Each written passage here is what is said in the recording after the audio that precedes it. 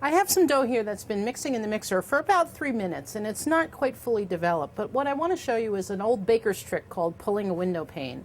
If you take a little piece of dough out of your mixing bowl and you just begin to stretch it ever so gently, almost till you can see through it. Now, you can almost see the strands of gluten that are developed in there, but it's starting to tear just a little bit.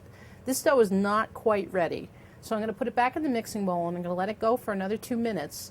And then when I try this again, this is going to look nice and smooth like a latex glove. It's going to look just like a balloon. And that's called pulling a window pane. So the dough has had a little more time in the mixer, and I'm going to try pulling that window pane one more time. So, and you can see the texture of the dough is much more smooth. It's not as choppy looking. And as I pull and stretch very gently, you can almost see my fingertips through it. Do you see how translucent that is? That's very nice, soft, silky dough. Since you can almost see through it, there's my window pane.